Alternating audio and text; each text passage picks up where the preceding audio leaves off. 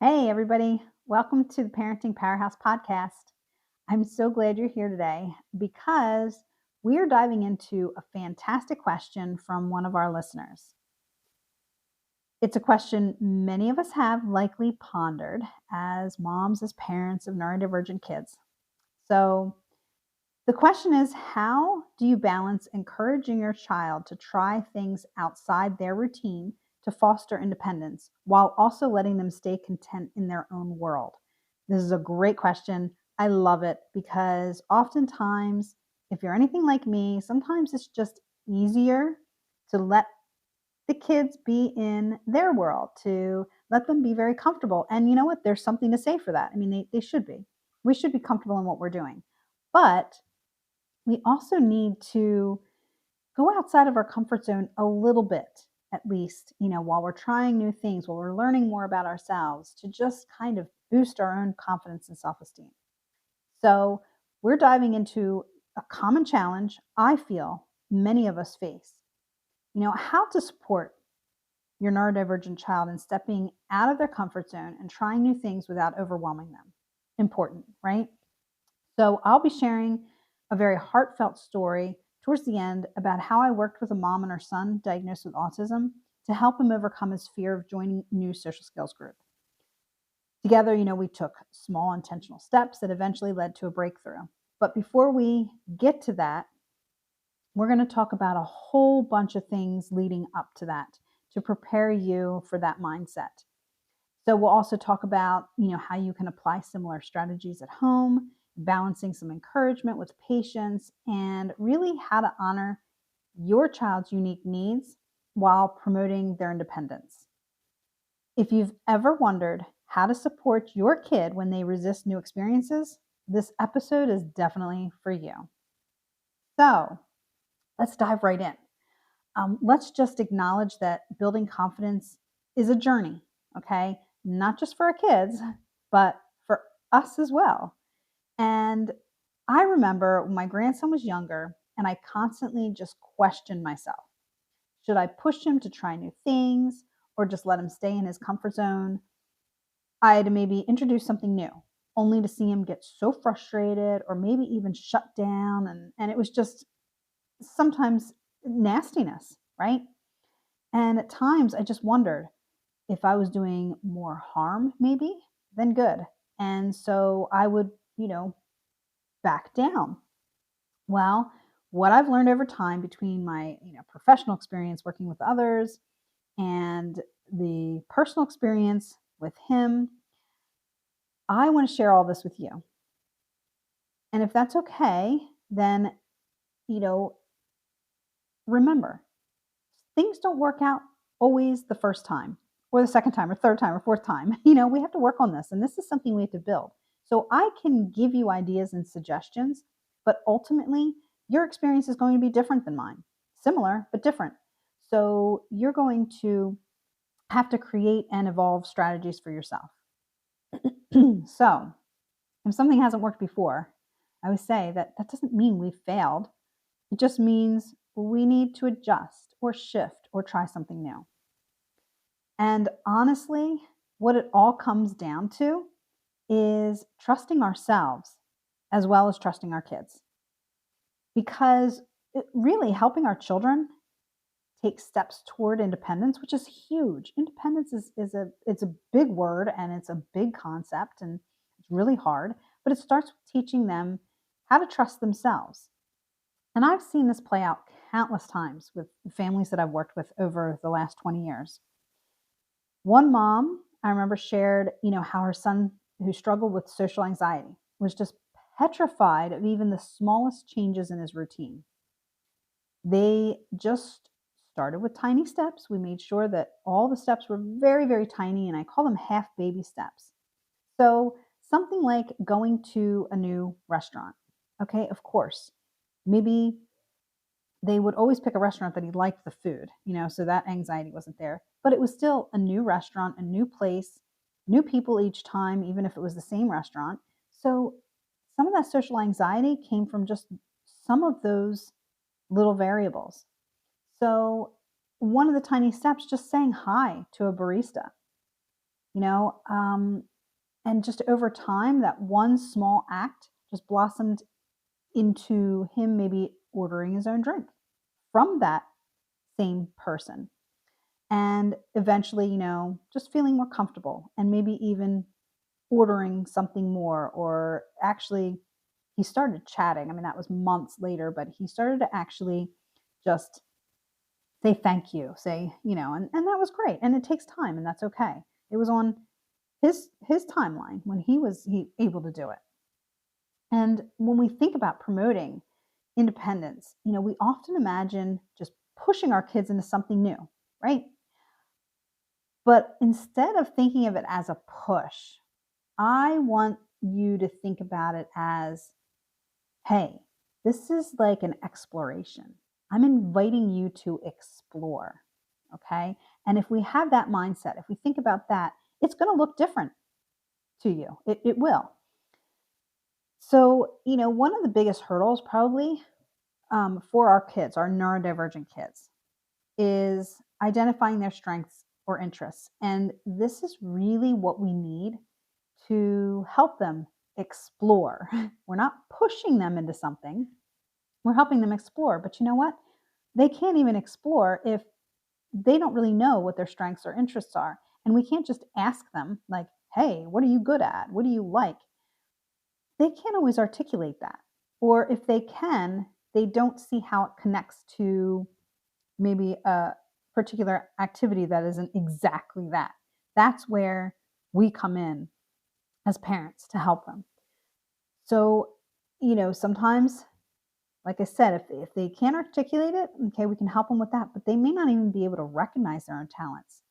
And I remember one time telling them, um, uh, helping a mom who told me that her daughter with ADHD just spent like hours organizing her art supplies. Like, she loved to draw. She loved like a lot of different art media, to do drawing and painting. And she would just organize her art supplies, at least a couple of times a week. And that simple observation just turned into an opportunity. And what started as a love for organization led to an interest in graphic design. And, that might sound kind of like, oh, yeah, of course, simple. No, it's not that simple, because our kids just don't see that connection. We can help them with that, not telling them what the connection is or telling them what they would be good at, but saying to yourself, hey, maybe we can explore this in a way. And it might not just be taking a graphic design class, but maybe throwing a little bit of it into an activity that you do as a family. The key here is that, her mom noticed, observed, what lit her up, and then kind of gently nudged her toward those new possibilities with exploration. And honestly, this mom, she looked into classes and different things, and the daughter just wasn't really into it so much. So they did. I can't remember what movie it was. First, they watched a movie about like somebody who was doing some graphic design in the movie, and I think it was a teenager or young adult, and this kind of sparked her interest. So then they were like, "Oh, well, maybe as a family we can, try something."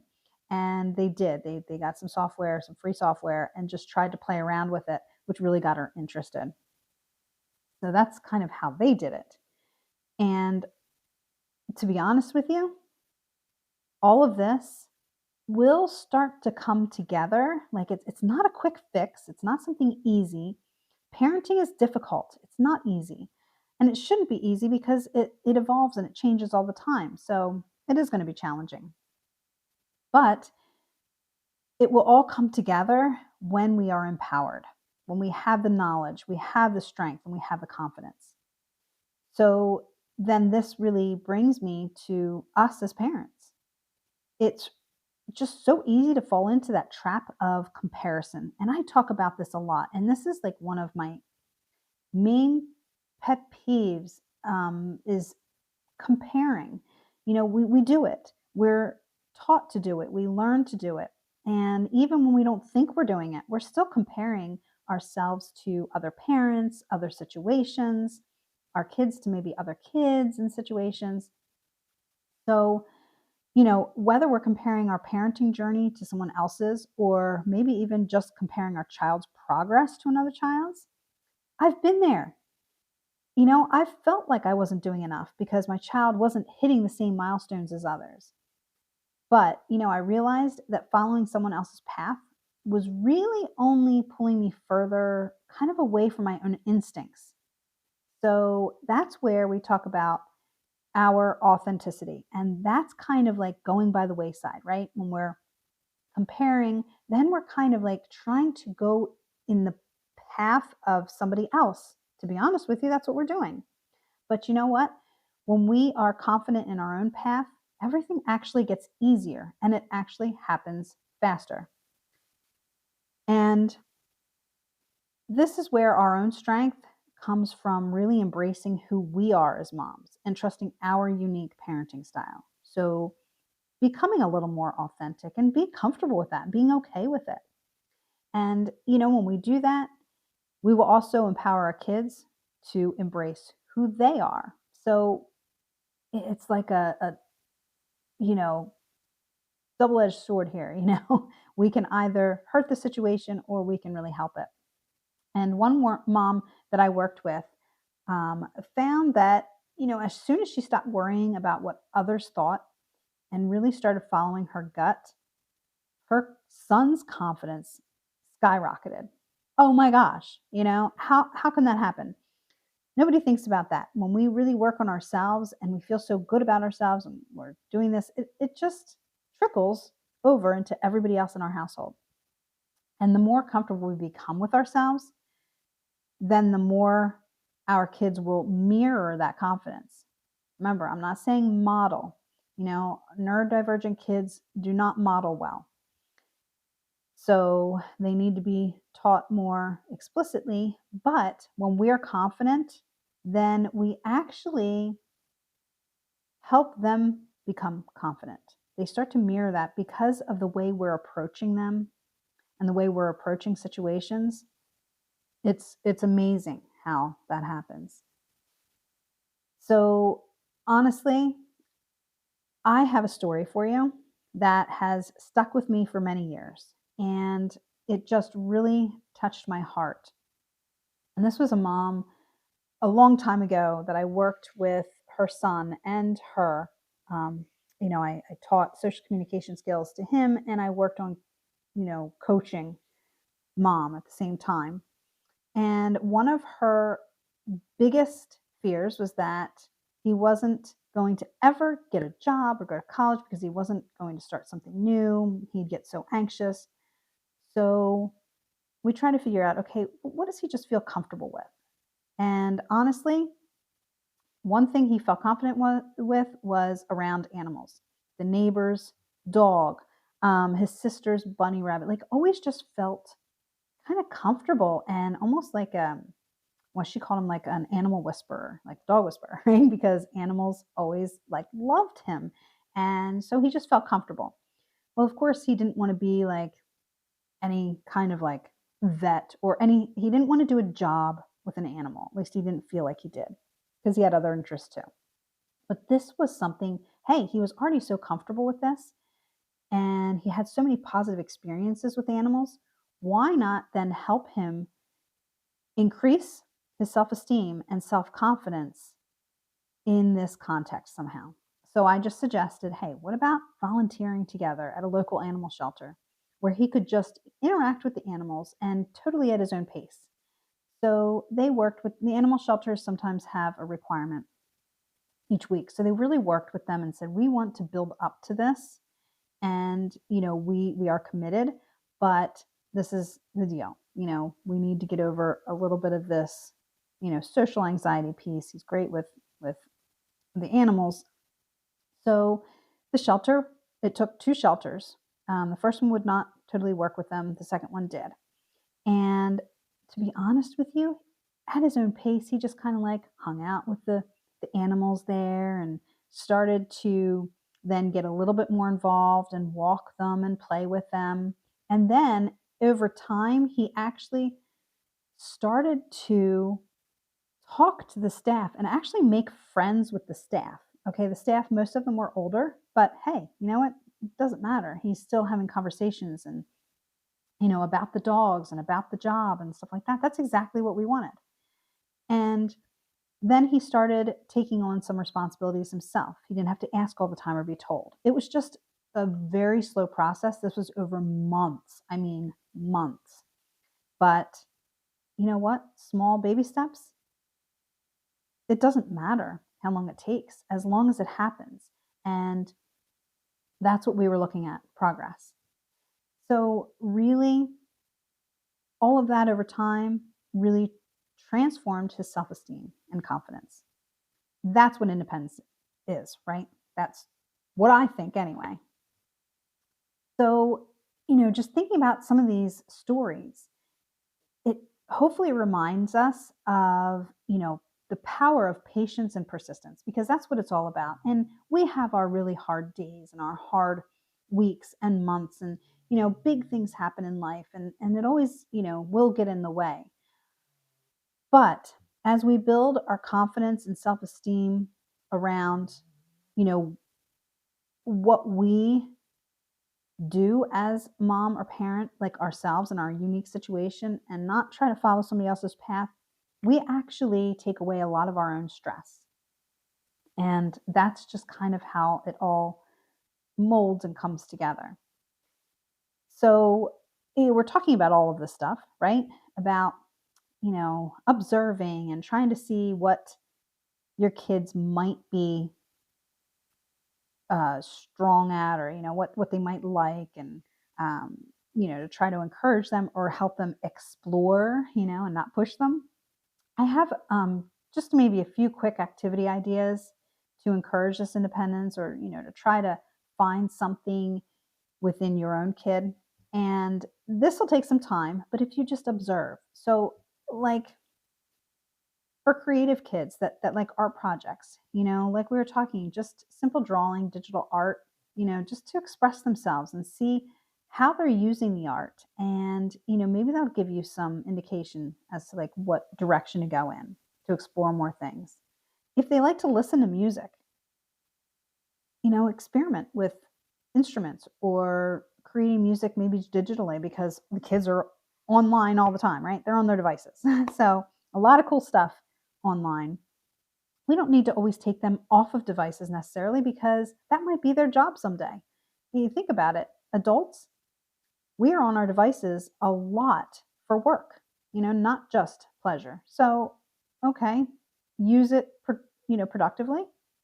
Why not teach them how to use it productively? Just nature walks, honestly, for neurodivergent kids, just getting out in the fresh air, the sunshine, out in the open, it just makes them feel much more kind of comfortable to share things and to learn, especially with the movement.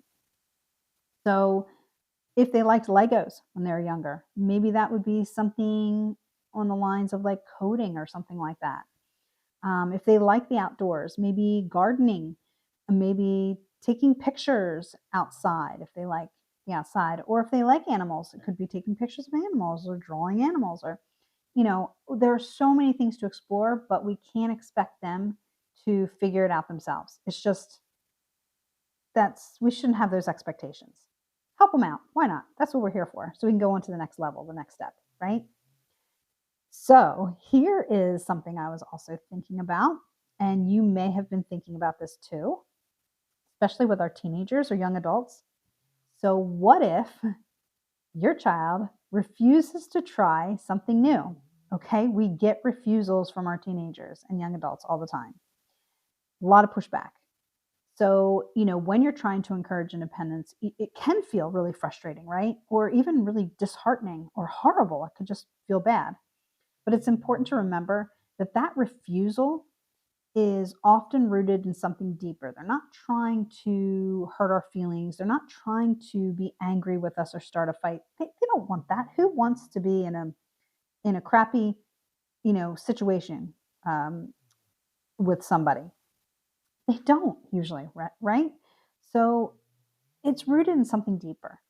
It could be fear, anxiety, or just simply their need to feel in control of their life in this, overwhelming world, especially when they're questioned all the time and they're pushed in school and it's overwhelming, right? And they don't have a whole lot of control because they don't understand as much. Their executive skills are usually challenged.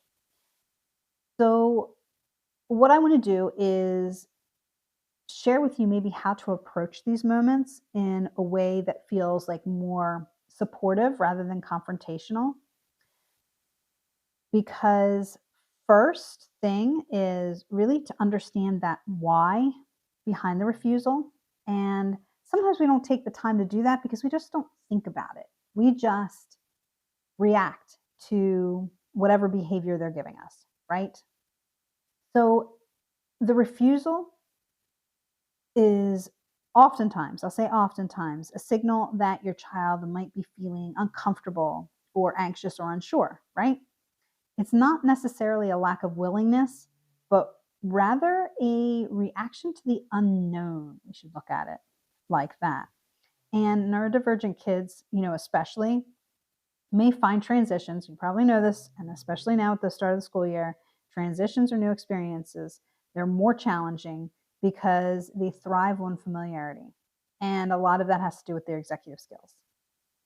So let's take a step back and just ask yourself these 3 questions. I'm just going to give you 3 questions. Ask about anything new.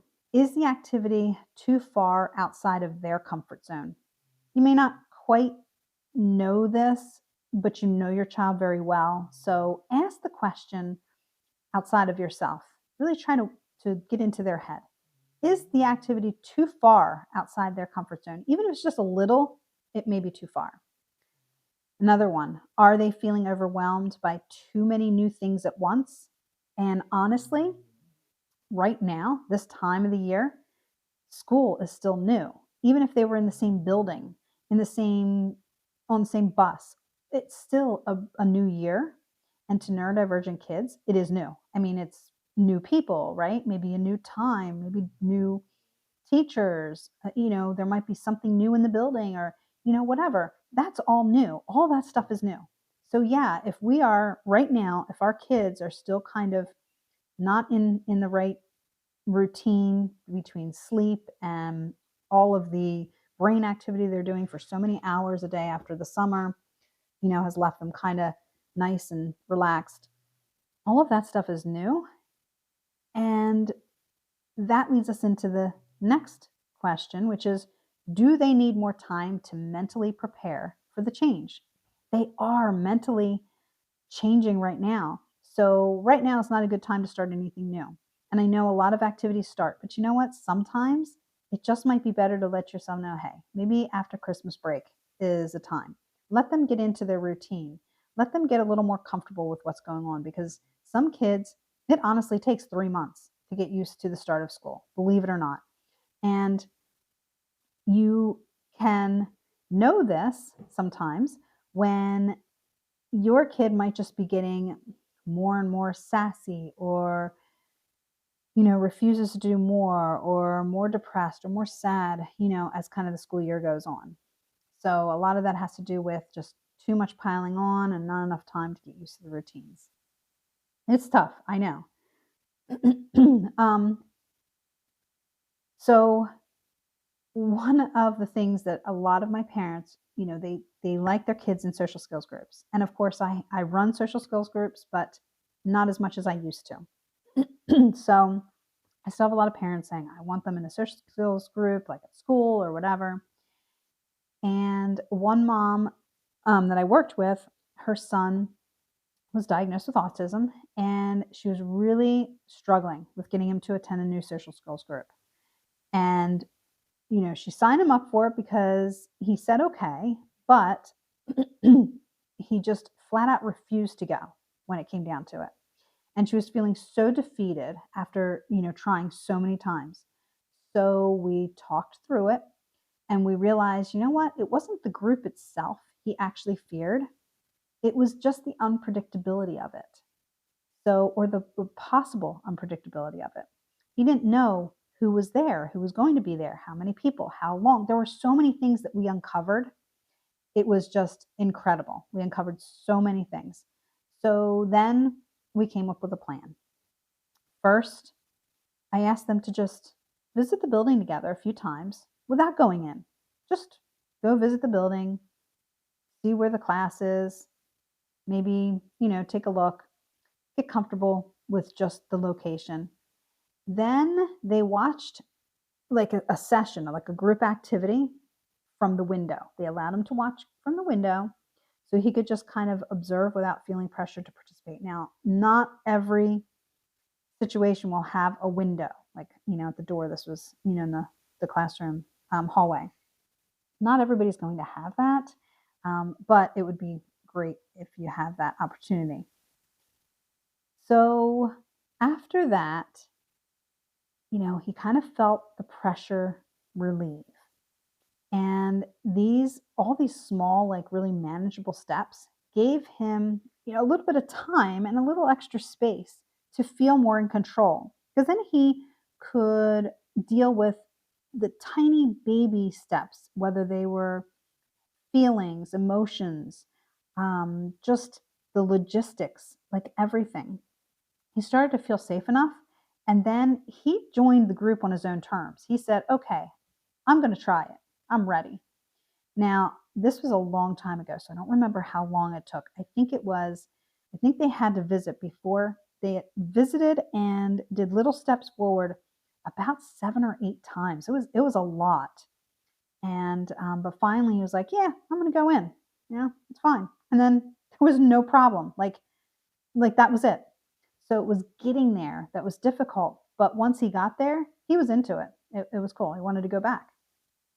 So, sometimes we just have to remember it's not about the refusal itself, but more about breaking down the experience into those really small, like baby steps, because they're much more digestible. So, with all that being said, think about the approach and all that we talked about in this episode. We're talking about how do we approach, a situation, a difficult situation. Remember, it's all about letting them explore these activities, maybe in a way that's more comfortable for them, maybe not for us, or maybe we don't think, this way, but you know what, try to think about them, because we want to be able to push their boundaries just a little teeny bit.